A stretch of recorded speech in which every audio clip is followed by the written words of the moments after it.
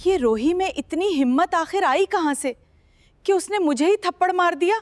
अब मैं रोही को ऐसा करारा जवाब दूंगी कि वो जिंदगी भर याद रखेगी।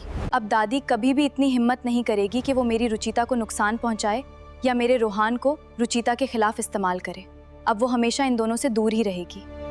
घर में इतनी बड़ी एलईडी का ऑर्डर रुचिता नहीं कर सकती। उसके पीछे यकीनन किसी और की साजिश है और मुझे उस शख्स को बेनकाब करना होगा उससे पहले कि कोई बहुत बड़ा नुकसान हो जाए। वीडियो शुरू करने से पहले हमारे चैनल को लाजमी सब्सक्राइब करें, वीडियो को एक लाइक दें और बेल आइकन भी दबा दें ताकि ऐसी ही ज़बरदस्त अपडेट्स सबसे पहले आप तक पहुंचती रहें। नाजरीन, आने वाले एपिसोड में एक बहुत ही ज़बरदस्त और जज्बाती मोड़ देखने को मिलने वाला है। इस बार रूही अपने दोनों बच्चों की सबसे बड़ी मुहाफिज बनकर सामने आएगी, जबकि दादी की एक और ख़तरनाक चाल बुरी तरह नाकाम होती नजर आएगी। कहानी का आगाज़ इस वक्त होता है जब रोहान और रचिता एक साथ खड़े बातें कर रहे होते हैं। रोहान के हाथ में समोसों की प्लेट होती है और वो मोहब्बत से रचिता को कहता है कि आप भी एक समोसा खा लें। दोनों के दरमियान ये खूबसूरत लम्हा जारी होता है, लेकिन दूसरी तरफ दादी दौड़ खड़ी ये सब कुछ देख रही होती है। दादी को ये मंजर बिल्कुल पसंद नहीं आता और वो गुस्से में फौरन वहां पहुंच जाती है।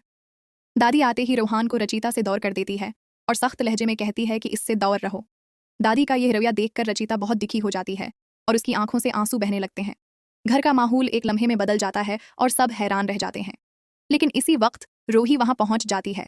वो रचिता की आंखों में आंसू देखकर सब कुछ समझ जाती है।